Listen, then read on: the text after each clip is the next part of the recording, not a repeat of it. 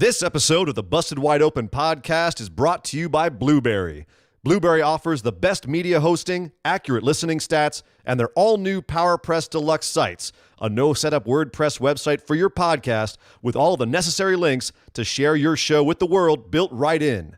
If you currently produce a podcast and are looking for a better media host or looking to start a new one from scratch, head over to orbitaljigsaw.com/BWO and sign up for the best media hosting and a PowerPress Deluxe site to get your first month absolutely free.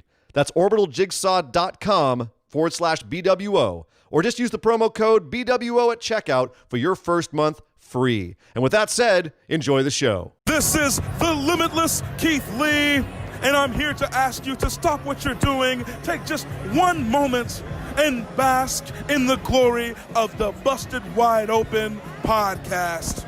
Mwah.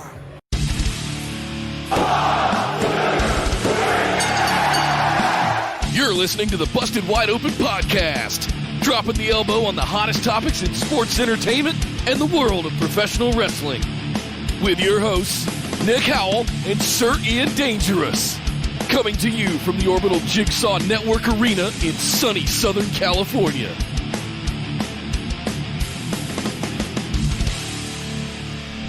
Welcome back to the Busted Wide Open podcast, but if this is your first time joining the show, I'd like to welcome you to episode number 40 of our Patron Mailbag series.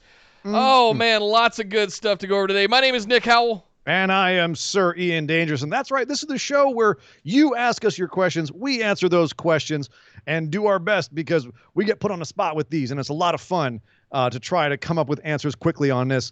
But you can only ask a question. That's the one little trick here, Nick. They can only ask a question if they're one of our patrons, one of our lovely patrons. Yes. You can ask us a question on the show. Everyone can listen to it. Everyone can hear the answers. But if you want to ask a question, head over to patreon.com/BWO. Sign up for one of our tiers. And you too can participate in this lovely show that we enjoy very much because it keeps us on our freaking toes. Yes. Keeps us on our toes. So thank you to all of our patrons who already have signed up. You guys are awesome. You are the reason this show continues. We are eternally grateful to you. Thank you very much for that. And thank you for everyone who's listening today, who's in the chat today. Thank you to all of you guys. I'm very much looking forward to getting to the show today because I know we have some good questions, as you tell me, Nick. Yes, so. Lots and lots of good ones to get through. Kicking things off with Kyle, $2 in the I can't even talk today. In the super chat. BWO Mailbag is a man. It's 40. You've done grown up. You know, as someone who has surpassed the age of 40, never mind. I'm not even Couldn't tell by looking at your beard. Right. Guys, come over. You know where everything is. BWOpodcast.com. Make sure you subscribe here on YouTube so you can get BWO Daily and all kinds of other good stuff. I'm going to throw a little stinger out there as well. Twitch.tv/BustedWideOpen. You might want to be following the channel over there. Hint, wink. Coming soon. You heard it here first. I know there's less of you here that listen to this one, so I'm giving you guys a heads up first because you're patrons and because you're special listeners. Hint, wink. Twitch.tv/BustedWideOpen. You can follow us anywhere we're at on social media. Come join us in the Discord. That is the place to be. We're seeing that community grow and grow. We love more and more of our community to come over and hang out in the Discord with us throughout the week for live chats. We've got Extreme Rules coming up. We've got Dominion happening tonight. We've got throwback chats over there with Mr. Andy Jessup and lots of other phenomenal ones. So all kinds of good stuff happening. Make sure you get into the Discord. And is BWO Federation coming back? No. More. Well, I mean, maybe, but. Well, else. Not yet, but more soon. Just make sure you're following. I know you already are, Kyle. But yeah. Thank you. Nick, I think they made a point. It is episode number 40. That means BWO Mailbag now. Now you're a man. A man. That's right. So let's get into these questions here. Yes, usually coming in last, but decided to come to class early and showed up first. Flip the script. Marshall showed up with the first today with condolences to Jacob Uhas. First time being first, so what's up, fellas? We were introduced to the FTW Championship last Wednesday on Dynamite. So what would your favorite made-up title be? For me, it would have to be Matt Taven with his own custom Ring of Honor title, claiming to be the real world champion after being cheated out of a win against Jay Lethal. Thanks to everyone, and hope 40 weeks of this isn't twisting your brain muscles too much. Ian, what is your favorite faux/made-up title in the history of professional wrestling? That's easy. $1 million belt. Oh, that's a good one. $1 million championship. Can it be any other? Yeah. That's it was a dollar sign studded with diamonds. I mean, that's a classic. Like the hardcore championship that they made up and gave to Mick Foley. Damn it. That's okay. You can still have the license plate one that Tommy Dreamer wore for a little bit there if you want. Okay. No, I was going to do the hardcore one was definitely mine. Yeah. It's funny people now think about it. Is that even a fake championship? It was contested. It was defended. It was. But at first it was because it was a way for Vince McMahon to mock Mankind. Originally, it was a made-up title. It became a legitimate title, much in the same much like Thank Moose's you, Hardcore Holly. Right. Well, and everyone else who made it a legitimate title. Right. It's one that became the $1 million title. $1 million title ended up being defended and changing hands. Like these are titles that yes, they were made up. They were not like standard titles. You know what I mean? I don't know if maybe Marshall means like they were made up by like a wrestler like the FTW title. And there's not a whole lot of those in wrestling history. I mean, I know Moose is doing it now, but usually it's done where it's happened in boxing, where you've got someone who's the lineal champion. You have someone who's holding the belt, right? And then you have to unify them at some point. There's a lot of technicalities in boxing, undisputed, and all of those kinds of things. It was kind of born in. Well, that's the thing. It's rarely disputed in wrestling because it just keeps the storylines cleaner. Right. Right now. So every time Paul Heyman comes out and goes, undisputed. And I'm just like, who's this? Is Vince disputing his own decisions? Or is there someone else who's won a championship who's like, nope, I'm the real champ? Somebody in the back finger wagging, going, he didn't actually win that. Well, you're the Universal Champion, and I'm the WWE Champion, so technically I'm a bigger champ than you are. That would be disputed, right? I don't know. Yeah. So, Moose right now he disputed the Impact World Championship and said, no, I'm the TNA Champion, so I'm a bigger deal. So that's happening right now. But if you're talking made-up belts, if you're talking belts that wrestlers made up, like vanity belts, and not ones where they actually changed the existing title, like the spinner belt or anything like that, I've got to say $1 million belt. Yeah, mine's definitely the hardcore championship for sure. Fair enough. Thank you, Marshall. Next up, Billy says, welcome back, Nick. Thank you, Billy. Thank you. Hope the R&R was as excellent as we hoped. It was, and then some. It really made a difference. And I encourage everybody just to kind of check out for a few days if you can. If you get the opportunity, turn the phones off, turn the social media off. It's one of the most, I didn't discover it until 2016, I think, when I took my first vacation since high school, which is crazy to think about.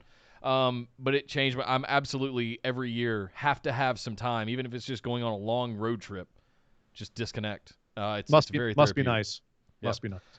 In the wake of hashtag speaking out, my question this week is this: can you do hashtag speaking up today? Speak up about something a wrestler did to you or for you, or really anything that warmed your heart or made you happy. Many of the charities and Make-A-Wishes are awesome to me, and from a personal standpoint, when I bumped into Bobby Lashley at an old job, was just excellent. He was incredibly nice, cool, and humble. Always like the guy, but tons of respect for him for just being super cool. To a simple nobody like myself, stay phenomenal. So, Ian, speak up about something a wrestler did to you or for you, or just something that warmed your heart and made you happy.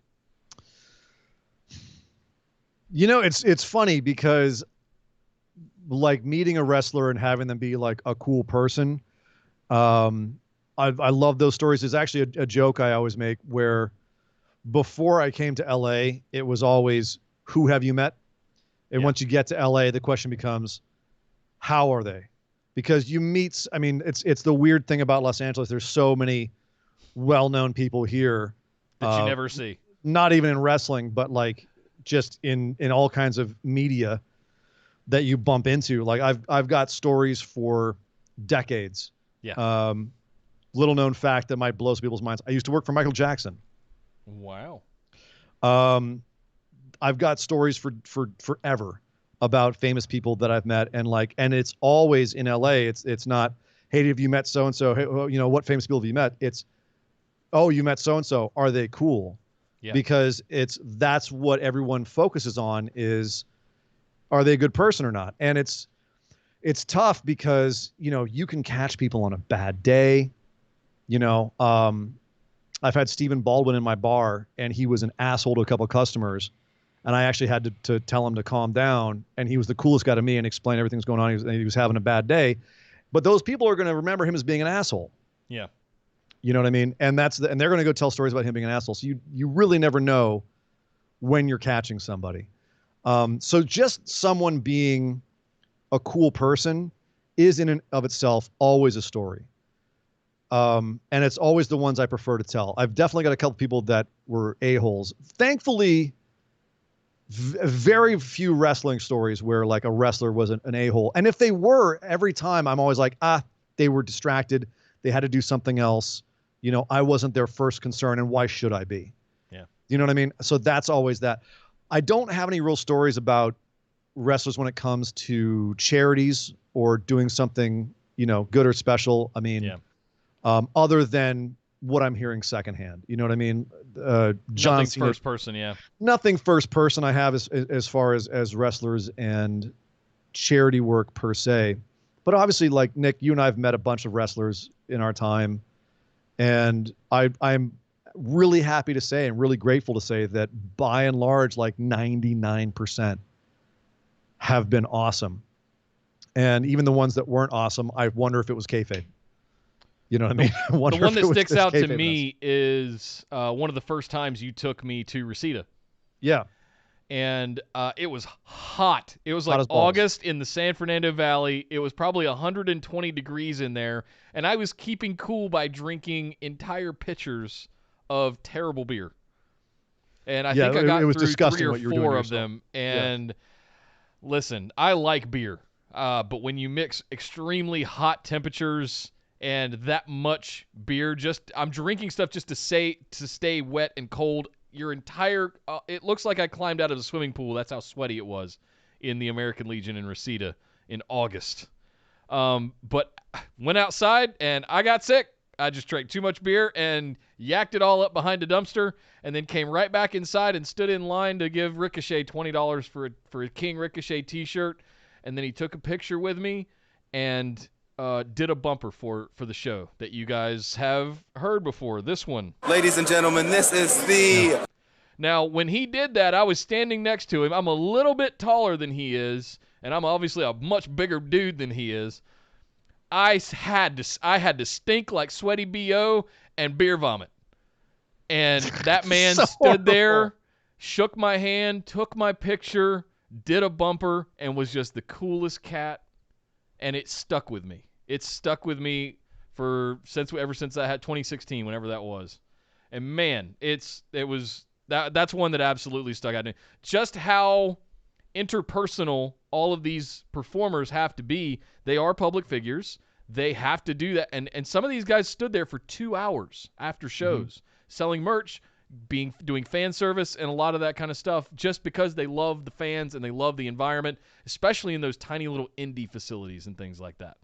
So that's the one thing that really stands out to me, is just how good a lot of these guys and girls are for doing fan service type of things. If you hear a bumper on our show from a wrestler, it's because they're a cool person. Yeah. That could be an answer to my question right there. To the question right there is, if you hear a bumper on our show, it's because that wrestler was super cool and willing to take the time to talk to a fan and give them a bumper. Yep. And some of them have heard of us, some of them hadn't. You know what I mean? And they were still cool enough to do it. Yep. So there you go. Yep. If you hear someone on our show giving a bumper, likely they're actually not likely. I'm telling you right now, they were cool person. Yep. So even Jackson. Think what you will about Jackson. He sent what you guys did. Jackson Riker. The long-winded message that you guys haven't heard that I might share with you guys on Patreon at some point. But just saying Jackson you guys Riker's, are awesome. Love the show. Semper Fi. Go Marines. Love to talk with you guys Jackson Riker about canceled by everyone, and it's too bad, because we got the message from him, and we were both just like, dude, what a cool guy. Yeah. Damn it. Yeah. We real also quick, have some fun ones that were not so nice people, but they're not on the show, we're as not, you said. We're not talking about them because we're not giving them any. We're literally not promoting them at all. We're not even saying their names. Yep. We're trying to be happy and positive. That's why we're not even talking about it. Yep. So let's talk about our super chats real quick. Chris, Oh. $19.78, $5. The chat was going off a little bit there about we were talking about drummers before the show. Oh, yeah. And rock and roll people that passed away that made us sad. So Chris 1978 said Lane on vocals, Dime on guitar, Vinny and Neil on drums. Vinny and Neil? Vinny Paul and Neil Peart on drums? You crazy. Yeah. And Cliff Burton. That's a little bit of oil and water. I don't know if that would mix. Vinny and Neil on drums and Cliff Burton on drums. I think he means on bass. On bass. That's a jam session in heaven. No kidding. Jesus That's a super Christ. group. Yeah, you can keep your damn Yankees. I'll keep that super group forever. Jesus. That is one hell of a super group. Lane and Chris Cornell on vocals, and you have my 100%. I'm with you there. Good point. He also put another $5 super chat in and said, beer is good, beer is good. Let's go get some beer. Nick's mantra whenever he went to Reseda. Yes. Very thirsty, must hydrate. Yeah. I just used the wrong substance. Oh, thank you very much, Billy. And if you guys have some of these speaking ups that you would like to share in Discord or in the Facebook group, please throw them out there. Billy, feel free to start a thread in either place or both if you'd like to. Thank you very much. Next up, Martin asks, I hope you both are well. Same to you, Martin. Hope you're doing well across the pond, brother. You have to set up 3 matches, a tag match, a singles match, and a women's match. All the matches are between retired wrestlers and current wrestlers. They can be from any promotion ever. And go. No pressure. You first. Rock and Roll Express versus the Young Bucks. I mean, that's kind of a given. Since the Young Bucks are kind of the modern Rock and Roll Express. I would also like to see 1988 Ric Flair, prime Nature Boy, NWA World's Champion, Nature Boy Ric Flair.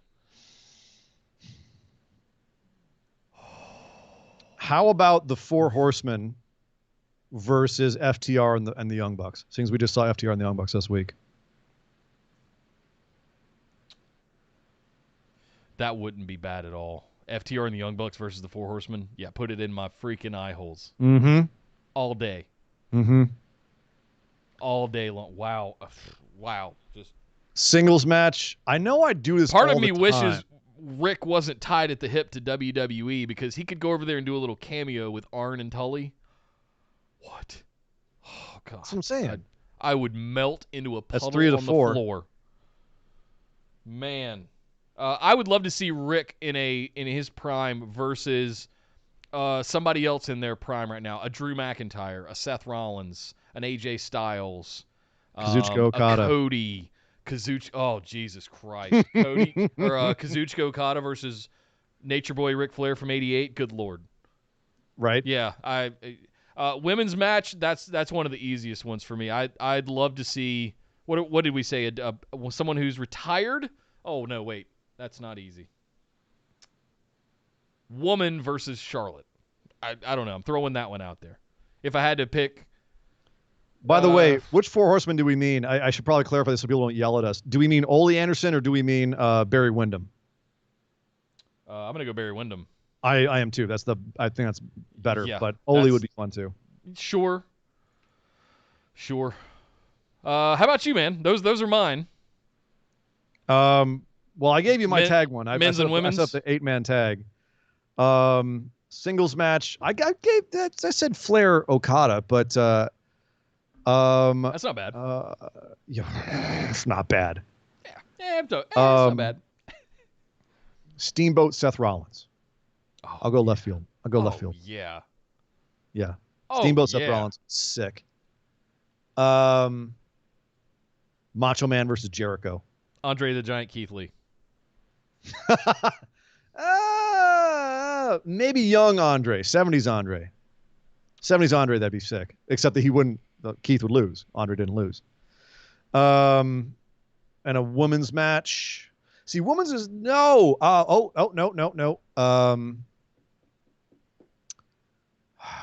Women's match.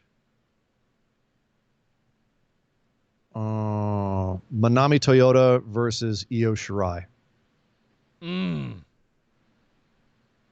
Oh man, yes.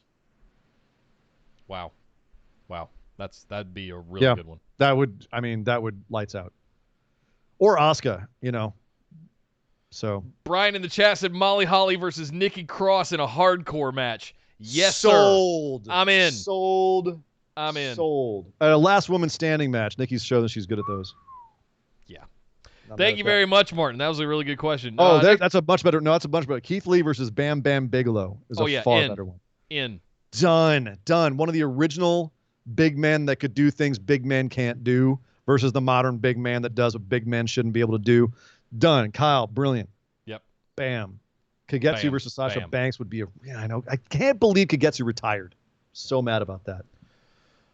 Oh, thank you very much, Martin. Next up, Brandon asks, hey, fellas, got a big one today. Uh-oh. Oh, boy. Are we ready for this one? Brace I just yourself. quickly sped read it, and this is, oh, boy. I've been doing a rewatch of the MCU movies all the way from First Avenger to Spider-Man Far From Home. Hope you're using the official concession stand order, by the way, Brandon. My question is, God. take all the key superhero, if you know, you know. Okay, all right. All the superheroes from Avengers Endgame and recast them. Wow, we could be here all day. Yeah, with it's a lot of WWE people. superstars past and present. Listen, it So took Brock 10 years Lesnar is and Thanos. 20 No, come on. films. Let's go. All right. Brock Lesnar is Thanos. Yep. That's just a given. John Cena, Captain America. Yep. What do you think? Kofi Kingston is Black Panther? Yes. Yeah. Adam Cole is Ant-Man. I was going to say Drake Maverick, but okay. Let's see. Or should Kody be Captain America? See, I was thinking of Kody as Iron Man. I'm trying to think of a fast-talking Tony Stark kind of thing.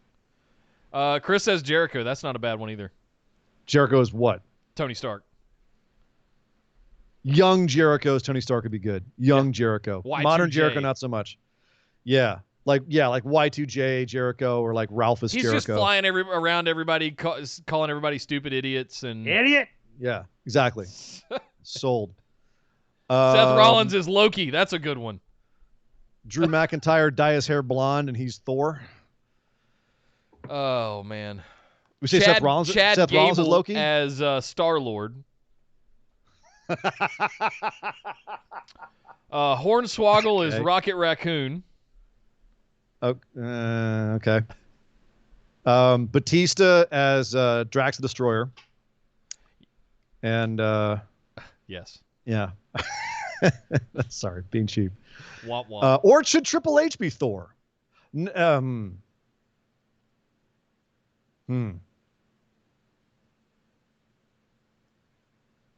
I'm trying to think. Okay, what else? We got Spider-Man. Who's Spider-Man?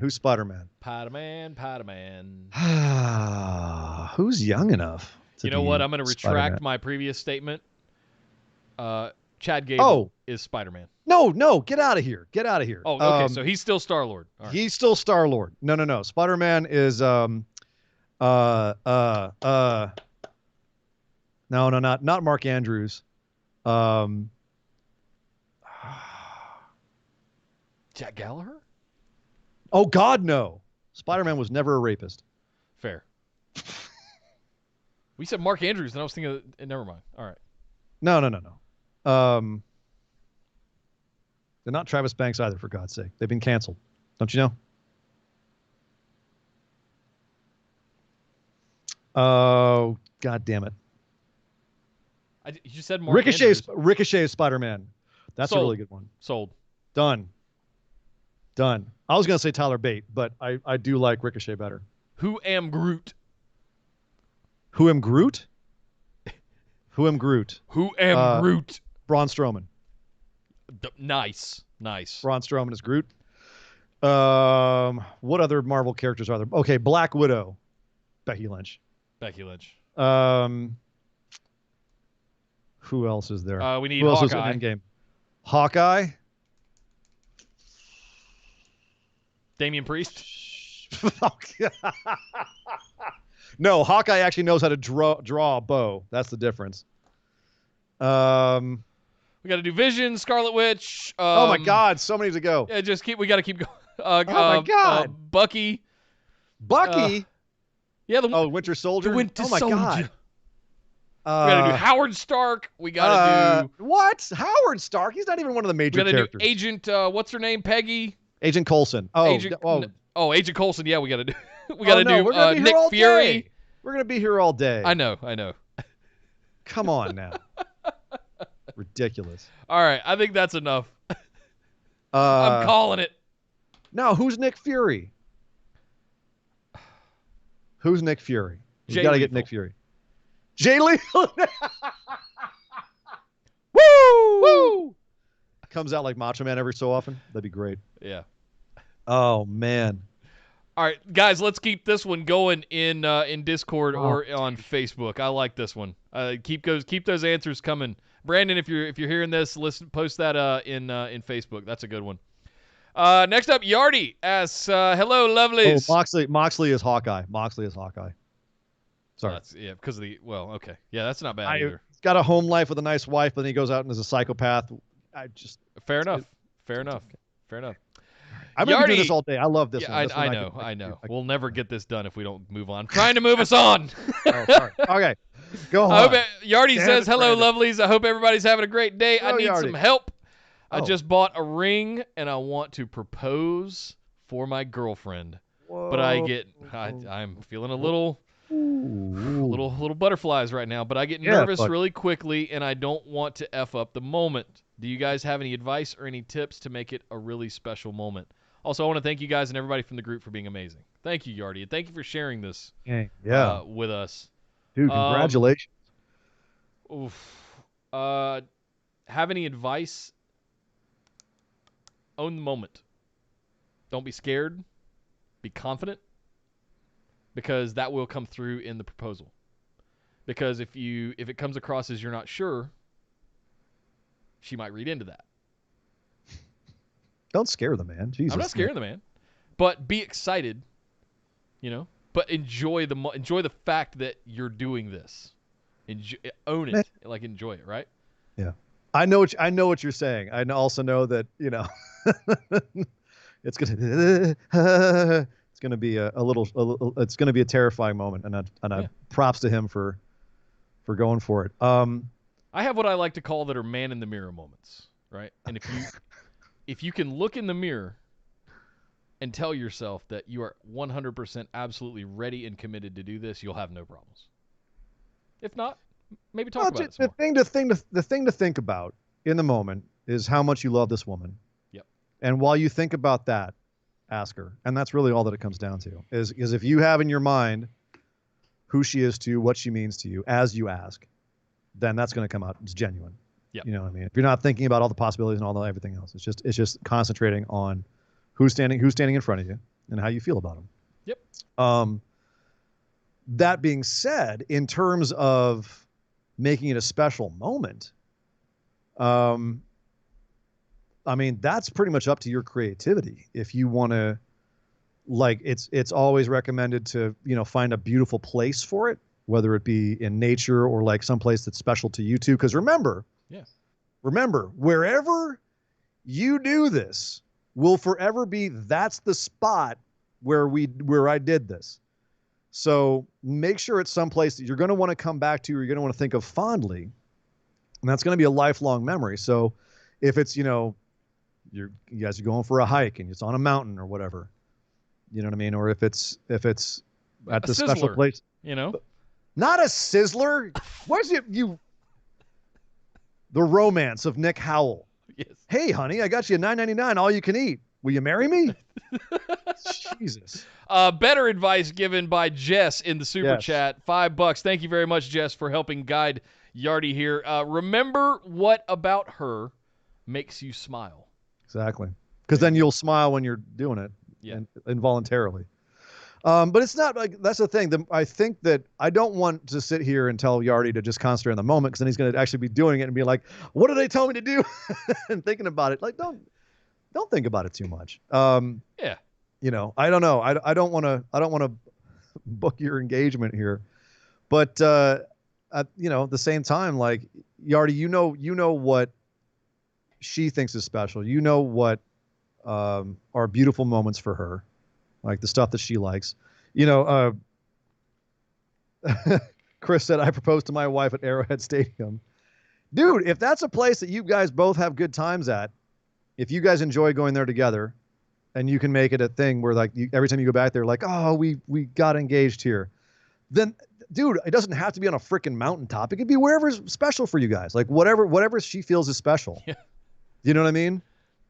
Yeah, So whatever you guys do together, make sure that it's something that's very special to her or special to the two of you together, and Exactly. do it there, right?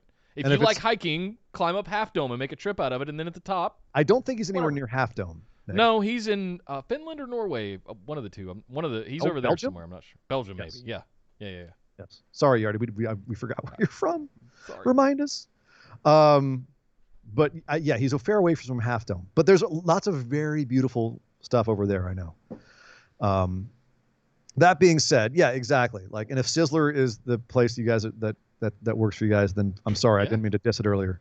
Maybe Totally. Sizzler, some people's Who place. doesn't love Sizzler? Their steaks are crap. All right, fine. And I'm you're a right. steaks. He is in Belgium. I just looked. Okay, ha ha. You win. One right here. Yeah, just at the end of the day, dude, congratulations. Enjoy it. And best of luck, and let us know how it goes. Yeah, definitely. I need all the juicy tea now, man. We need all the details. So keep us posted. And good luck. Break a leg. All that good stuff, man. Don't break a leg. You don't want to be It's a in thing a we cast. say in L.A. It's a thing. That's a Hollywood thing. Okay, Hollywood. Don't Move to break North Carolina. All right. Don't break your leg, please. All right. Good luck, Yardy. All the best, Best man. luck. Seriously. Next up, Mike asks, "What's up, gents? Been a listener for a few years, but a recent addition to the phenomenal ones. Welcome, up, Mike. Yes, Welcome. I'm honored to be part of the best wrestling community in the world. Yeah. My question is, what is your favorite Stone Cold moment of all time, and why?" Blah. Favorite Stone Cold moment. How is it not everyone's answer the King of the Ring speech? Oh, that's not mine. That's a great moment. 316 speech is great. It's He not doesn't exist without that. Okay, not most important Stone Cold moment. Your favorite? Your Oh. favorite. Oh, okay. The one that you always go, oh, dude, that Stone Cold moment was the best.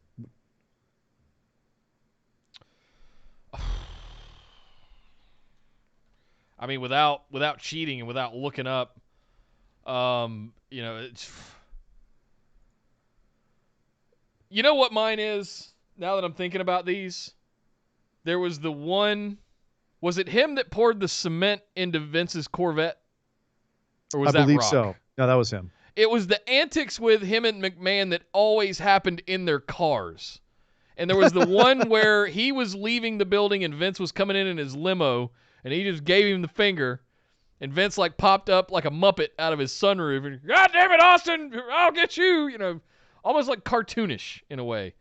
And Stone Cold just peels out and drives off. But the pouring cement into Vince's new Corvette might be the top one for me. That I just went, oh shit. Those are, yeah. There's certainly all of the different ones that you can cite the beer truck, you can cite the guitar, you can all this stuff. But yeah, the ones with him and Vincent, something to do with the cars, always made me the happiest. What about you, Ian? Royal Rumble 97, checking the watch. When he's in the ring and he beats people so quickly, he gets up on the turnbuckle and has his wrists taped. Yeah. And he's checking his watch. It's like, where's the next person? Yep. Checking the watch. That obviously, like, just all of the beer truck, the time that he became the president of the company, and the whole thing where he was like going through all the offices and like telling everyone what to do. And of course you can't forget when he was a heel and he was singing Kumbaya on the guitar and it was horrible. Just everything with him and Kurt when they were both heels was absolutely lights out brilliant. Just brilliant. I'm sure if I really just sat and thought about it, I'd come up with a ton more. But when I like, I've got to go with the checking the watch. That was the moment he became cool to me. Like he went from being apparently like, the one for Chris 1978 was the what chance, as he put $2 in the super chat. Thank you, Chris. What? Ruined wrestling. Nearly ruined wrestling, that damn what chant. When Stone Cold does it, it's brilliant. When the audience does it, I want to die. Yeah. Yep. Yeah. Unbelievable. Yeah. Recent favorite Stone Cold moment, him and MJF getting into it on his podcast. Ooh, I didn't hear that. You never heard MJF on the Stone Cold podcast? No. Everybody go download this. He and MJF do a little work at the end of MJF's appearance on his podcast, and it's fantastic. It's fantastic. That's going. I didn't know that even took place. That's going on the. Oh my God! What are we? Okay, stop the show. We're gonna go listen to. All gonna go listen to this right now. That note is getting written right now. Yeah, I will listen to that tonight. Oh, it's such great work. Wow. All right. It's so much fun. In. Yeah. So thank you very much, Mike, and welcome to the community. Mike. Thank you for the kind words. Very much. Really appreciate it. Next up, Kyle. Good old Kyle. Yes. Oh, forgive this long-winded one here. Originally, I was going to ask about how you feel how Raw was improved under Bruce Pritchard and how he's cleaned up a lot of the issues I was pointing out back in early May with Heyman's throw something at the wall and hope it sticks approach.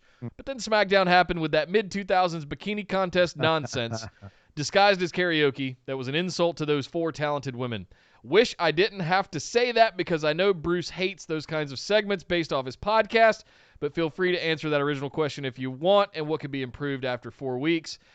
But after that SmackDown, which I'm partially excusing like 5% because of Fridays being shorthanded, I'll ask instead that if MVP's The Hurt Business is to turn into a new Nation of Domination, how would you book it from here to Mania?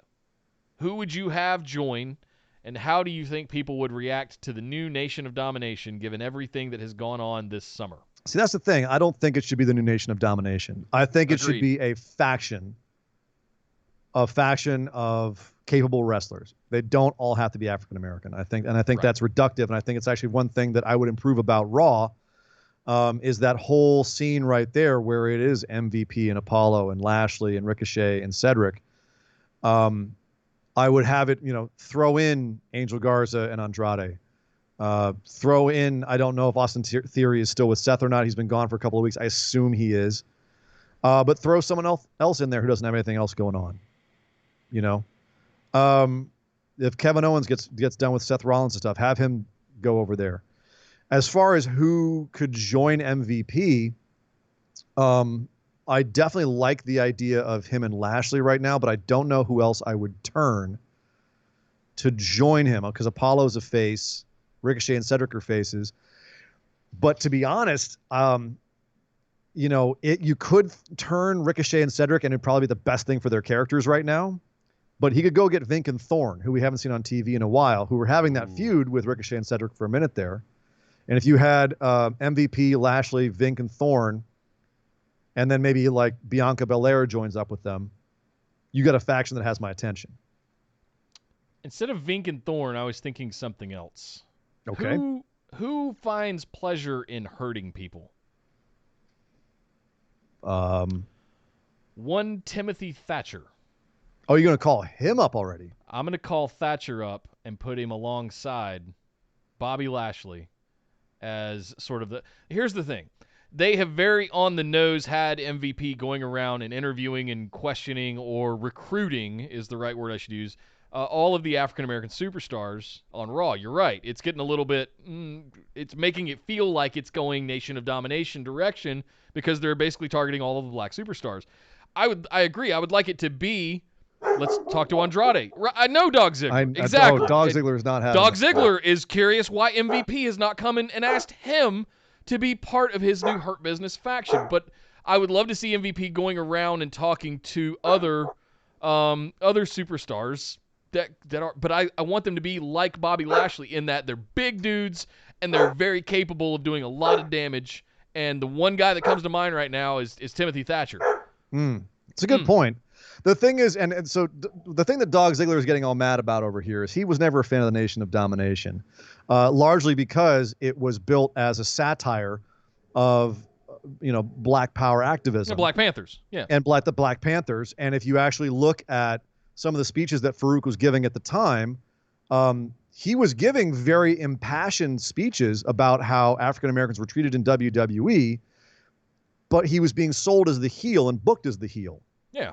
So it was a really almost like a foreigner heat kind of thing in a way. Yeah. It felt that way. It was actually, that's a very, I think, unpleasant part of WWE's history. Like that was a really not good booking and not a good look for them at all. And that's a very I don't look back fondly at the Nation of Domination.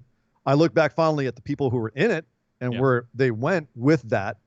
But the fact that it was a heel faction and the way that they were playing it is obviously very out of touch. Yeah. And that wouldn't work these days. And I think that's one thing that Kyle's kind of hinting at here is how do you think people would react to the new Nation of Domination? You couldn't have them be heel. I think the New Day is the closest thing to the new Nation of Domination that you're going to get, to be honest with you. And they started off as heel preachers, and they've made themselves into very much their own thing, where it is those three guys' personalities and their characters. I couldn't even give you a concise description of what New Day's sort of what they are. Just them. They're just New Day at this point. Yeah. But they went out there, took a knee, and threw the fists up. And that's the first time we've seen that in WWE since Nation of Domination. And now it's on probably the biggest, not probably, the biggest babyface tag team or faction in WWE. That's a good point. And they're wearing the armbands and that's everything what I'm saying. Too. Yeah. So if we're talking about Nation of Domination specifically, I think that New Day is kind of the new, more open-minded look at that, more educated look at that. Because it's happened organically. And I think MVP, if he does a Hurt Business thing, I love the idea of him organizing a group of dudes that are just there to hurt people. But I don't think that it should be looked at as a new, quote, Nation of Domination, because that was a troublesome gimmick back in the day. Yeah, and it, to Jay's point in the chat, it did give us Godfather, D'Lo Brown, Rock, Farouk, all of we did get a lot of personalities out of that. Yeah. So at the same time, I'm like, well, factions can sometimes do mid-carders good. It can give them bigger personas and bigger careers off the back of it. I'm thinking of who could stand side by side with Bobby Lashley and be as much of a threat as he possibly could. He is terrifying as him. Yeah. That's who I want under MVP. I don't want him to go out and just recruit everybody like he's kind of been doing with Apollo and Ricochet and Cedric and I want him to go find. Oh, if he's gonna build something called the Hurt Business, I want it to be a business of hurting people. And if like Rocky, we gonna have to learn some hurting bombs. We got to throw some hurt bombs. Timothy Thatcher side by side with Bobby Lashley is something I could strongly get behind, because those two dudes right now just have nothing but piss and vinegar running through their veins. They're just mad, and they want to hurt people, and I love that. Not mad at that. Good idea. Thank you very much, Kyle. Next up, Austin asks us, hey, guys. Been a minute, Austin. It's good to see you, man. What's up, man? Welcome back. Because I'm a huge fan of Nick booking. What? Oh, wait. Never mind. Come on. It's good to see you again, Austin. Welcome back. I figured I'd ask the genius himself. Oh, God. You're going to give him no. Here's my ego getting What stroked. Are you doing to him? Stop it. Yes. Stop it. Ask him a booking question. Now that Keith Lee has both belts and Undisputed is goldless, what tinfoil hat ideas do you think are going down the pipeline in the next few months? Loved the bonus episodes, and they were even better when things you predicted happened, and we slowly saw Ian question life. Slowly. Hashtag let the Nick booking in. Oh, my God. PS t-shirt idea for those that love Nick booking.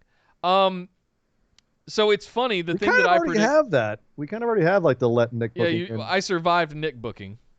The only other concept that I kind of came up with that we were tossing around for you... Get a t-shirt. We can get... there you go. These come on t-shirts. Yeah, you can buy them right now. Do exclamation merch in the chat. You get a link, or you can find it in there somewhere. The only other concept that I had before I go into the other thing was I wanted to do a spinoff of X-Files where it's I Want to Believe. But I think that catchphrase is trademarked by You think? X-Files. Yeah. Yeah. So we got I Survived Nick booking. You're welcome. So off the Keith Lee thing, as we were going into that and setting all of that stuff up a couple of weeks ago, I was like, yeah, and we had the Karrion Kross interactions and things like that. It was Nick booking 2 weeks ago as a joke that Keith Lee was going to be the one to beat Adam Cole, and he would drop the North American and go on to face Karrion Kross and debut at the Royal Rumble in 6 months. That's kind of looking like it might actually happen now. I also, off the back of that, said that I think Undisputed Era is going to go through a breakup angle. We're gonna have something fall apart. Roddy is losing his shit right now over Trunks. Adam Cole is going to be down in the dumps because his long reign is over. And Bobby Fish is getting old, and Kyle O'Reilly, we haven't seen him in a long-ass time. So there's a lot to work with there for a breakup angle that they could figure out how to properly tell it. It was brilliant the way they told it coming up, and I think it's going to be equally brilliant the way that they tear it down. So also, Ian, you said something on the main show a little bit ago that they could go up there and just be 4 rascally rascals running roughshod all over the main roster. I think swear to that God, if wouldn't be anyone terrible. else says rough shot, like Adam Cole likes to do, it's rough shod. Rough shod is the proper Fine. way of saying that, just for everyone. It's a Fine. It's a horse reference. Fine. Go on. No, that's. I think we're going to see Keith Lee and Karrion Kross, and I think it's very likely you could see Cameron Grimes contending for to be the new North American Championship or champion, and that we're going to see a breakup angle with Undisputed Era. That's my Nick booking for the next probably 6 months of NXT.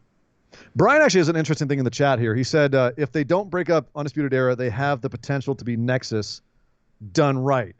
And that's an interesting idea. That's kind of what I was saying in terms of them coming up and being a faction, like a bunch of jackals, right? Have them come up, take people out, and then escape into the night. Just don't have a John Cena bury them, and you've got something there. Yeah. The problem is, you know who else had that possibility? Sanity. You saw that happen. So, but you've got really a mouthpiece on the level with CM Punk and Adam Cole. Well, but this is the thing. That could go out and deliver some of that. Everything is all about how they're handled. It True. always is. You've got the talent. You have the talent there in Sanity. It's just a matter of if main roster wants to get behind them. If they want to commit to them, like they did the Shield, like the Shield was supposed to go the way of Nexus. They were supposed to lose that match to John Cena. And they said, no, you can't do us dirty like that. And they stood up to them, and they said, okay, we won't have you lose, and look where we're at now. Yeah. If the Shield had lost that first match and been done the way Nexus had, if they hadn't believed in them, then would they have still been the Shield? You've got, like, if the main roster, if the booking of the main roster, if Vince wants to get behind Undisputed Era coming up as a faction, they're made in the shade. If he wants to have them come up and then be the latest sacrifice to, Super Drew or Super Roman or whoever, thanks for coming, guys. Thanks for playing. Kyle put it brilliantly in the chat. He says, no, the Nexus where everyone is actually a star, unlike the Nexus. The Nexus, everyone could have been a star. Yeah, that's the irony. If you go back and look at the Nexus, everyone either became a star or could have been a star. You had Ryback, Wade Barrett, you had Daniel Bryan, Justin Gabriel should have been a star. Like there was a lot of people in the Nexus that should have been as big. I mean, they were at the level that Seth and Roman and Dean were when they came in as the Shield. I loved Bad News Barrett. Him banging the gavel and going, I got some bad news. Much later. Of course you did. Oh, I loved that stuff. Anyway, yeah, all of those guys had so much potential, and it felt bungled. Anyway. Oh, thank you very much, Austin. Continue believing in the Nick booking. Please. Next up, Xander, Mr. Xander Gabriel, who I hear is doing a special event. He's doing a special the Facebook event, group. Yeah. Yeah. The breaker of gains. Yes. He says, hey, fellas, first, would you please remind me what day of the week and where do I watch the YouTube daily news segments? That is every day at youtube.com/bustedwideopen.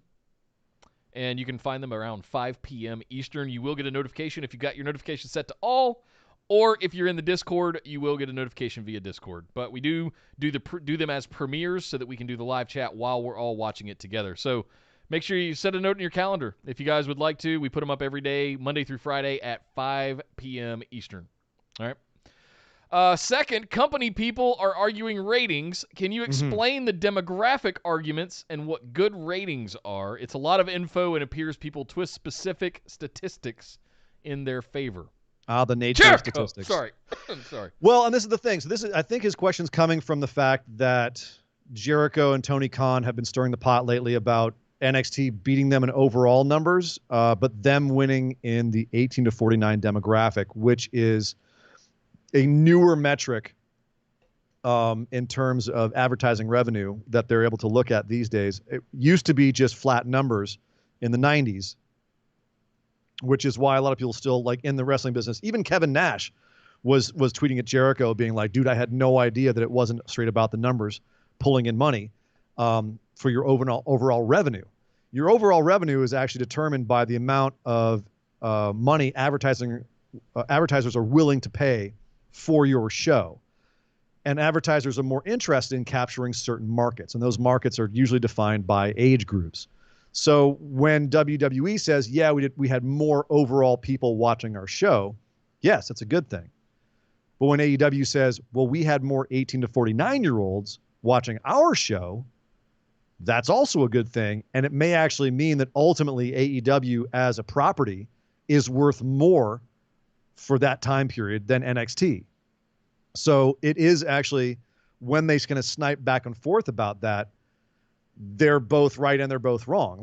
But it ultimately comes down to who is getting paid more by advertisers. And part of that is also perception. And so having them put all that out there and being like, see, we're better because we're getting this demo, is part of them selling themselves to those advertisers.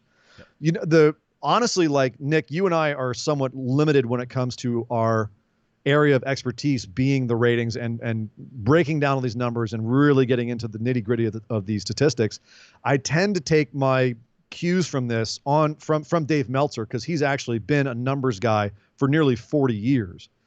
And that guy is the guy that kept all the receipts and can tell you exactly how much money something drew and how much money something's worth and what's a better metric to have at different time periods in history. Yeah. So say what you will about his opinions on matches and his rating system. When it comes to actually the numbers of a show and breaking down what ratings means and who watched what when and what that means for the show, he's a really, really good, smart guy to listen to about that. Yeah, and fortunately I did stay at a Holiday Inn Express last night, so I'll give you a real concrete example. Homework assignment, if you're really curious about this, go watch any given weekday, go watch Family Feud, targeting that older demographic, right? So when you say you do better in the 18 to 49 demographic, you're getting Papa John's, Mountain Dew, video games, consoles, all of those things, because you're targeting that specific age range, which, funny enough, is you'd think it was the younger crowd, but it's mostly the 30-somethings with too much disposable income is really who they're targeting. So at the end of the day, it's really about, is your show going to be able to go to GlaxoSmithKline or Pfizer, and are you going to be selling ads for their new prescription drugs they're coming out with, or are you going to be able to go to Sony and be able to sell ads at a higher premium for the new PlayStation 5 or the latest video game or Mountain Dew or Shaq-a-Roni pizza from Papa John's? Things like that. That's the real sort of concrete side of it that you have to think about, is who do you think those advertisers want to spend money to target? Right. And that's where the viewership numbers come from in those demographics.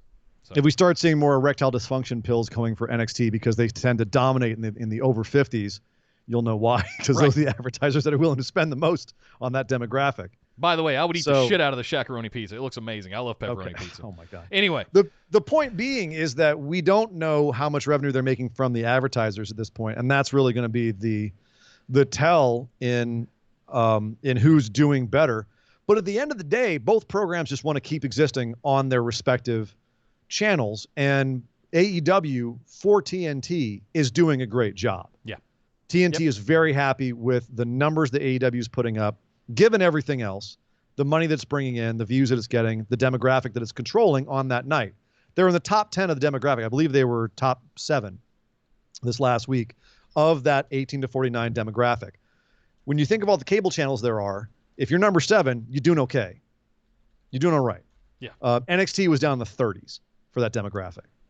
So that tells you how big of a difference there is between the two in that more lucrative demographic. Great American Bash 2 this week on NXT. We're presented to you with limited commercials thanks to Mountain Dew and Papa John's and Papa John's and Mountain Dew and Mountain Dew and Papa John's and Papa John's and Shakaroni and Papa John's all throughout the show. Yeah. But hey, limited commercials. Right. Got a nice little sponsorship there. Yeah. But that's something where they're taking a bit of a hit on the money that they could make to try and put on a better program to draw people to their program. So, yeah. Yep. Line Drive, Kyle in the chat, $5. He says, kind of interesting the commercial-free main events for NXT was USA's proposal. That shocked me. Well, they're because they're trying to jump those numbers. They're trying to boost those numbers, and it worked. Yeah. It worked. They did get people to come over and watch the show. And they were more enjoyable because there weren't commercials breaking up the main events. Yeah. So that's it. That's all ratings are. It's sales. Yeah. It's just sales and target audience targeting. And again, we're the Holiday Inn kind of armchair people describing that. But like I said, if you really want to get some in-depth stuff, Dave Meltzer does some great breakdowns of that stuff, and he's Yep. I will fully admit that he's way more history and experience and is better at looking at numbers than I am. He has a much better analysis than I think we can provide. It's why we don't really get into ratings as much as we do on the programs. We note that they're there. We give you like a basic overview, but like to really get down to the nitty gritty, that's definitely Dave's the way to go. Yep. Thanks, Xander. Next up, Josh asks, says, I think it's going to happen. How would you book an Adam Cole AEW debut? Do you see any of the other undisputed guys going over as well? Also, good luck, Yardy. Make us proud. Sending some positivity towards Yardy. I hear you, Josh. I don't think Adam Cole's going to AEW. No. But if he did, how would we book it? I mean, there's no room over there right now. There isn't, but what if you had a mysterious figure who was targeting the Young Bucks and the Elite, messing with them? Man. There was like kind of like what they did with the Dark Order with the Exalted one, but it was like a $1 million man money figure. He held that WWE money he was spending to like throw, like he was buying mercenaries to throw themselves at him or like screw up matches or whatever. And it was all a master plan to demoralize them and split them up. And then finally it's revealed that the mastermind is Adam Cole, and he's actually actually bought into the company and has actually become Tony Khan's #1 guy, while all of them, well Bucks and Kenny Omega and everyone else was screwing up their jobs.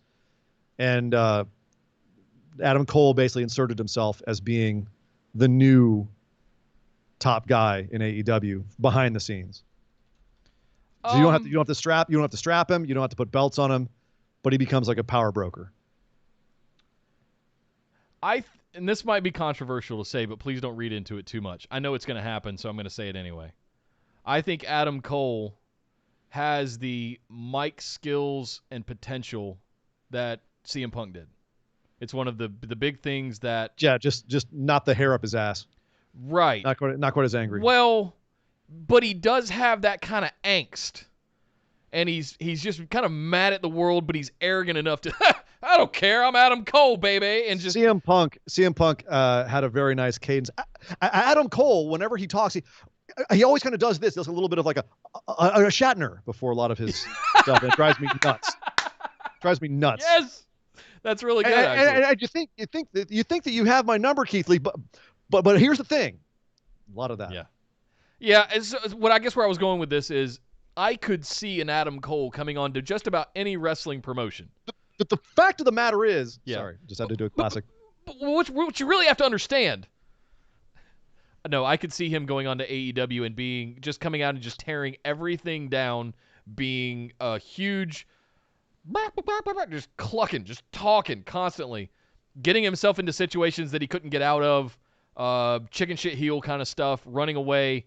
But when he did get cornered in the ring, he could actually perform. We know Adam Cole can go. We've seen him do plenty. We've seen him in Ring of Honor. We've seen him in NXT. We know he can do all of the things. The fact that he has the mouthpiece that he does makes him stand out. Forgetting size, putting that aside, makes him stand out above and beyond a lot of other superstars that are out there, in my opinion. And I think that's the thing that's made him, and that's the thing that will continue to make him, and that he can back it up in ring. He was presenting himself like a WWE superstar long before he was in WWE. Right. It's almost like he was grooming himself in a way to get there. But that being, so you couldn't bring him into AEW with the history that he has with the Bullet Club and with all the Elite and everyone who's in there without having him be a big deal. Right? So you'd have to have him be a big deal somehow. And I don't see how you'd bring, well, technically he's dead. So it had to be, according to BTE. So they'd have to bring him back somehow. Right. That'd be like some sort of resurrection. But I mean, that Joey Ryan got brought back by Penis Druid, so I'm sure they could figure something out. Right. But the bottom line is no matter how he comes into AEW, AJ Styles, WWE's got some kind of sorcery or something. They've got maybe the Lake of Reincarnation over there. They borrowed it from Matt Hardy and just AJ Styles. It's right out. It's right out back of the Titan Tower. So when you get thrown off of it, you just go right in the Lake of Reincarnation. You come right back. Alistair too. So no. The bottom line is I don't think Adam Cole's going to AEW, but if he did, he would be a big deal, and I'd want to see him as an antagonist and a major, powerful antagonist to all of the Elite and his former guys. So because they left him behind, they left him to die. Yes, I agree. There you go. Thank you very much, Josh. Next up, Jess asks, hope I'm not too late. You're not. Got Muppets in my head after seeing Animal just now. So that being said, it's time to play the music. It's time to play the lights. It's time to cast the wrestlers in a Muppet show tonight. Always ignore my antics, but if you were to turn wrestlers into Muppets... Okay, so we have to do Animal, Kermit, Gonzo, Beaker, Statler, and Waldorf, my favorites, and Pepe, the King Prawn, to name a few, and more as you see fit. Stay awesome, guys. Thank you, Jess. Thank you very much, Jess. So let's cast some Muppets. Who would be Animal just going, ow, ow, ow, ow? Nikki Cross. Done. Okay. Kermit the Frog. Michael Cole. Good. Hi, this is Michael the Cole here, bringing you your Sesame Street news story. That's pretty good. Gonzo. Ooh, Gonzo's my favorite, so this is a tough one.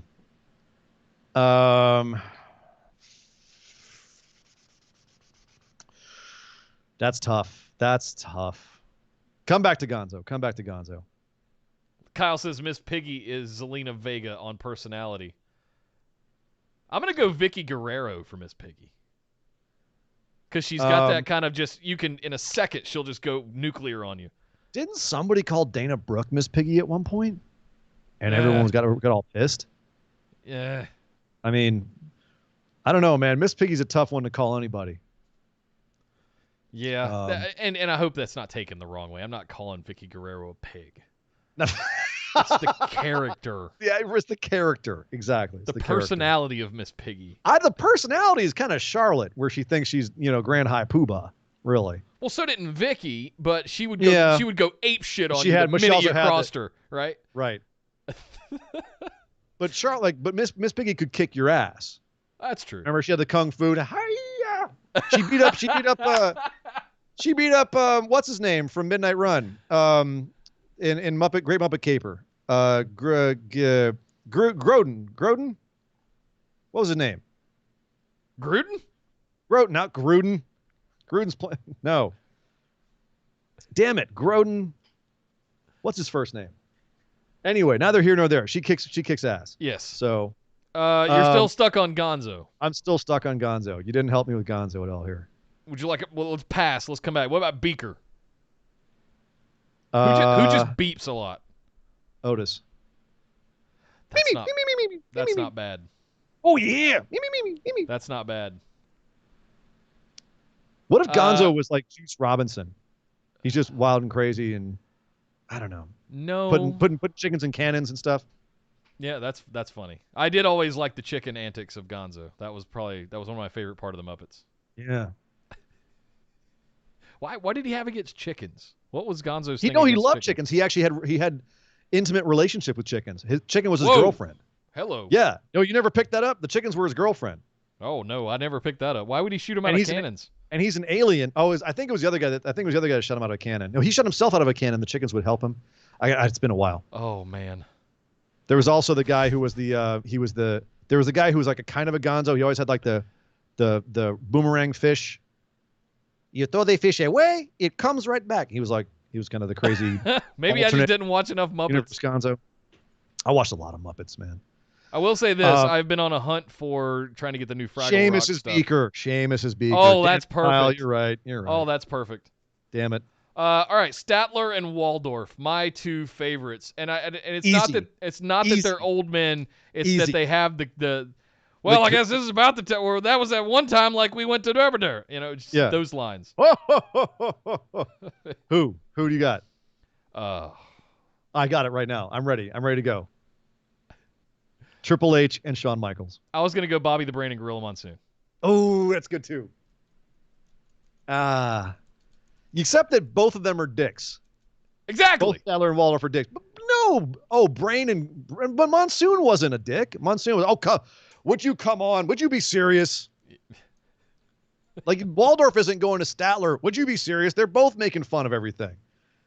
I imagine Triple H because Triple H and Shawn Michaels, right? They were always sitting there going at everything when they were young, but now they're old and they're still going at everything. So this kind of works. I can get behind that. I can get behind that totally. I get it. That works. Last one we got to do Pepe the King Prawn. Pepe the Prawn. Was he? No. Adam Cole. Oh God. Adam Cole. Yeah. Or no, Adam Cole would be Rizzo the Rat. Maybe Kyle O'Reilly be Pepe the Prawn. Kyle said Angel Garza as Pepe the Prawn. I like that. Quality. Oh man, that's quality. Yeah. Well, there's just the only problem there is that we all know from our visual from visual means that Angel Garza is not a shrimp. No. Is he? Okay. We could sit there and do that all night. Yeah. Oh, I love that kind of stuff. Thank you guys so much, Jess. That was a great one. It's time to play the music. It's time to light the lights. It's time to cast a raffle on the Muppet Show tonight. Muppet Babies was probably my favorite cartoon of the 90s. Before Animaniacs came out, and then Animaniacs. Esme, our beloved Esme, is up next. Hola, Pod Papis. Heard that Charlize Theron came very close to a career in professional wrestling. What do you think her persona and booking would have been like? Gracias. Oh man, I don't know because I mean she's now doing a lot of action stuff. She is a 6 foot tall statue of a woman, who can legit whoop some ass. She can throw a right. Yep. One wonders. This is actually one that if she were still around right now, I don't know if she's still in the chat or around. It's one I would actually have JB weigh in on because JB actually reminds me a lot of Charlize Theron in terms of her stature and her willingness to throw punches, and ability to take a bump. So, yeah, I wonder. I feel like Charlize would have been wasted on wrestling because she's such a damn good actress. I wouldn't want to lose the movies that she's done and the performances that she's given for her to be a wrestler. But the irony is, if she were a wrestler, I might say the same thing the other way around. Yeah. You know what I mean? I hated to lose The Rock, but look at what him going to Hollywood has given us as an alternative universe to that. It was the other way around. Can you imagine if Charlize Theron would have come around for 3 or 4 years and had an amazing career and then just went off and done all of this amazing stuff in Hollywood? I totally see that. But what would her persona be? Oh, man. I mean, I think I could see her being. Oh, we missed a super chat too. Let me do that real quick. Billy. Oh yeah. He said y'all forgot the 100 kilogram and under championship and the Saskatchewan Hardcore International title. How could I forget those? Lance Storm is king, dudes. Yeah. Lance Storm is king. If it could be serious for a minute. I'm kidding. All right. Okay. All right, so I don't know. I think the beauty of Charlize, if you look at every role she's ever done, they're unique. There's similarities, but all of them are approached a unique way. She becomes a different person.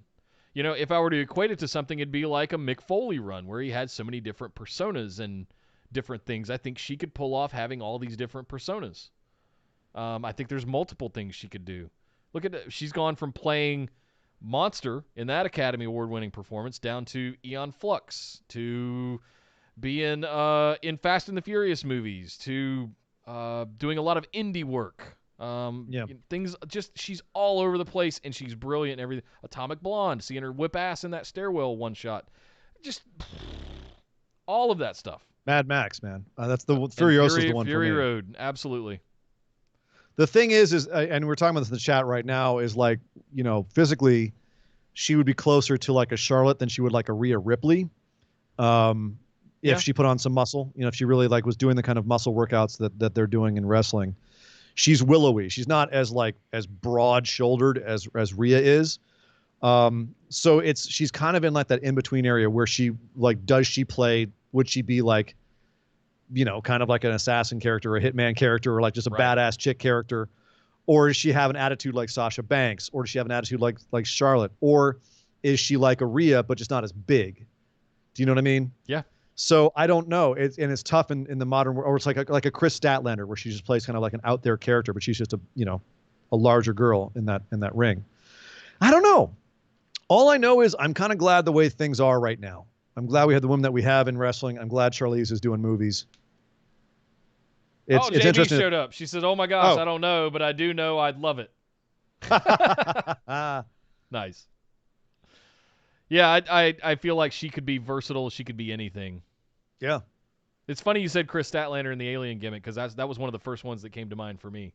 Was sort of some sort of not supernatural, but outer world thing. I don't know. Yeah. I'm talking out of my ass now. I don't know. All right, bring it home, Nick. Yeah. All right. Thank you, Esme, very much. Good question, Esme. Definitely worth thinking about. It's an interesting. Yeah. There's a lot of people I kind of like go, what if they had been a wrestler? A lot of the people that got all jacked for the Marvel movies. I mean, you've got Chris Hemsworth right now. He's talking about how physical the Hulk Hogan biopic is. And he's diving deep into the wrestling business, and he's getting led in there by Batista. And, he's like, I had no idea. We've seen Stephen Amell crossover back in the Stardust days. We look at Chris Evans. There might not be anybody more jacked in Hollywood right now than Chris Evans. I mean, imagine that dude coming out as Captain America. I don't know, man. I think Hemsworth is more jacked than him. But anyway, maybe. And he's going to have to get even more jacked to play Hulk Hogan, young Hulk Hogan. Whew. So that's back when Hogan was on some serious juice, and he was called Hulk because he was the biggest dude around. Why has nobody gone? Because he was in the. Why has Mark Henry not gone after the Mountain yet? What do you? Oh, no way, dude. Strongman competitors. Not on that level anymore. Mark Henry's way past his prime, and no. I'm talking about recruiting. Recruiting. Oh, they did. They tried. Oh, they tried. I didn't even know that. Yeah. Oh no, he was in NXT. He wasn't in NXT, but he came to like visit in NXT and was in the crowd at one point, like back a ways back. I think around or just before Game of Thrones, but Hathor wanted to go break a lot more records, legally or gaming the system. He turned heel, by the way. Yeah. He's not playing nice right now in the strongman competitions. If you've been watching those, they tried to recruit him, and they were like, well, we got Braun Strowman, so that's how they got out of it. All right. Yeah. Thank you again, Esme, for all you do. Appreciate it. Next up, Chris Costanza asked he followed it up later. How long till Trips takes over and makes wrestling good again? Thanks, guys. Love the show. And he followed it up with, will he make it TV 14? So how long till Triple H takes over and makes wrestling good again? See, it's interesting. I don't actually subscribe to that narrative. Me either. I don't know that Triple H is necessarily going to be the savior that everyone thinks that he is. He might be. And as far as taking over, I don't see him taking over until Vince dies in the chair. And I think that's conventional wisdom in terms of everything that I've heard, is that Triple H does seem to be the heir apparent, but you can never take those things for granted at WWE. Vince could change his mind on his deathbed and just hand it to Shane and Stephanie. Hand it to Kevin Dunn is what he could do. Oh God! Oh no! No. That's a very real possibility because Kevin Dunn does still hold a lot of stroke in that company. Pritchard too. So I don't think it's fait accompli that Triple H takes over the company necessarily. And even if he does, I don't know that it necessarily is going to be NXT on the main roster. I don't think that. I think in the sense that Vince, I agree, is out of touch, and I think that the main problem with WWE is Vince. Yeah, I will agree with that. Every problem with WWE can be traced back to Vince. That being said, there's a lot of good stuff in WWE that can be traced back to Vince too. I want to give an even-handed take on that. That's what I was going to say. Yeah, all the good stuff too. A lot of the good stuff can be traced back to him too. Triple H is killing it in NXT. Whether or not he would bring that level of success in terms of fan appreciation to the main roster, I don't know. That's a whole episode we could do just on Triple H, but we're running out of time here, Nick, so we can't really get too much into that. Yeah. But to just speak to Chris's question here, I don't think if Trips is going to take over, it won't be until Vince is incapacitated or dead and unable to do it. That's who Vince is. He is a machine. And until he passes away, and by the way, his family lives a very long time, so he might even have 20 years left. Triple H ain't going to take over. Yeah. No, agreed. Absolutely agreed. Sorry, Chris, if that burst a bubble, but yeah. I wish I could believe that narrative. I want to see WWE improve from where it is too.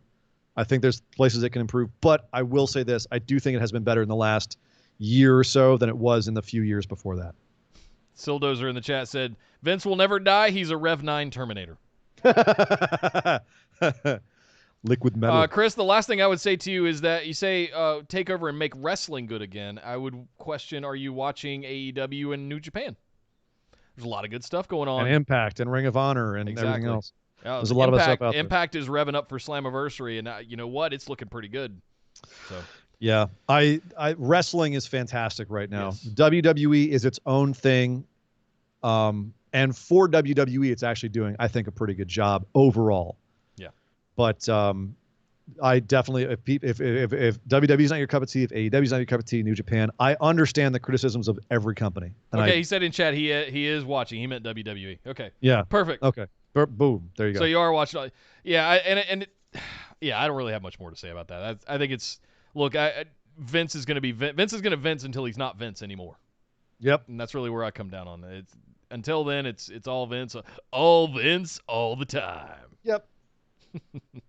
Thank you very much. And last but certainly not least, our newest patron as of today. Beep, beep, beep, beep, beep, beep. Brian Duncan has joined the phenomenal ones at the $10 tier. Enjoy those bonus episodes. That entire back catalog is yours.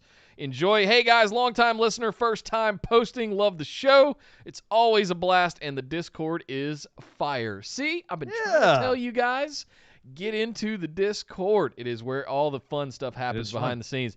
Got a question about my favorite WWE wrestler, Cedric Alexander. Ooh. Do you think he should take MVP's deal and turn on Ricochet? Yes. Yes.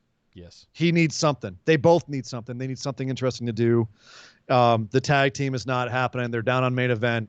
It would give him something to do. I think that he's done this babyface character since he and Kota Ibushi met in the Cruiserweight Championship. He's got to find something else, something with depth. And if MVP wants to reach down and give him a purpose and something interesting to do, it could only be good for him. Getting him more on TV for one, and letting him show some depth, a different side of his character. Maybe impressing someone in the back. Yes, absolutely, 100%. Turn Cedric. Do something with Cedric. Do something with Ricochet other than coming out there and selling for Bobby Lashley or whoever they're selling for this week. Right. So, yeah, both of them, I'd do something, shake them up. They're two of the most extremely talented flyers and fast workers maybe in the world right now. They're incredible performers and athletes. Great athletes. Yep. And Ricochet has even gotten better on the mic and his entrances. They did a lot of work on him. I don't understand why he has just been summarily discarded, it feels like. So at this point, I'm anything. Just put him on TV. Just do something. Yeah. Please do something with Cedric and Ricochet for that matter. Have him dress up like a janitor again. I don't care. Just something, anything. Fine. Just yes. Cedric, I remember being Cedric when first cruiserweight time we saw him in the cruiserweights, 205 Live, just amazing. Just absolutely amazing in that cruiserweight tournament, cruiserweight classic. Yeah, no, Wow. he's got it all, and I love what Paul was doing. Like they started Paul there, where they had Paul trying to get Cedric over, and then Vince put the kibosh on it. It got shut down. Shame. And it sucked because they were getting there. Yep. People loved that janitor gimmick that they had Cedric do that one time, and then people were starting to get behind him, and then just like a fart in the wind. Whatever happened to the hacker gimmick thing, by the way? Did that? What hacker? What hacker? I don't know what you're talking about. Anyway, I think Sasha mentioned it briefly on Raw, maybe as a way to like poke creative, like, hey, remember that? Hey. Ali left SmackDown, so the hacker left SmackDown. Now he's supposedly on Raw, although for some reason I don't know why they're mad at Ali. we'll see him on main event in 6 weeks. You're lucky if you do. Yeah, maybe. Poor guy. Maybe. Ugh. Well, there we go, guys. Episode number 40 of the Patron Mailbag is in the bag. Hey. But thank you guys for tuning in. You guys know where to find everything. BWOpodcast.com. Make sure you get into that Discord. Our newest patron says you have to. Thank you very much for that shout out, Brian. Make sure you follow us on Instagram and Twitter at BWO Podcast. Get into the Facebook discussion group. Get into the Discord. Subscribe to us here on YouTube for BWO Daily every day, Monday through Friday at 5 p.m. Eastern is when it airs. But thank you guys for joining us. Hope you have a great weekend. We're getting ready for Extreme Rules next weekend. We've got Dominion happening tonight or tomorrow morning, depending on where you are in the world. So if you're up, we'll see you in the Discord for that. I'm going to be watching the New Japan Cup final tonight. Later tonight, Dominion? I'll You mean pop Dominion? it. No, Dominion I'm still going to be watching the Cup final tonight because I haven't watched it. So I want to see all of this actually take place. But I'll be in Discord later tonight. If you guys are around, I'll ping everybody and say hi. Yeah. Oh, but thank you guys for tuning in. I think I said all the things I need to say. So everybody go have a great weekend. Enjoy it. Thanks for hanging out. Shout out to the chat, everybody, for being so interactive Thank today. you, guys. We love that kind of stuff. But my name is Nick Howell. You can find me on Twitter at Data Center Dude. And I am Sir Ian Dangerous. You can find me on Twitter at Sir Ian Dangerous. But by God! Would somebody stop the damn track? This show is part of the Orbital Jigsaw Network. For more episodes, subscribe to us on iTunes, Google Play, or Stitcher Radio. For details and show notes from each episode, check us out, orbitaljigsaw.com.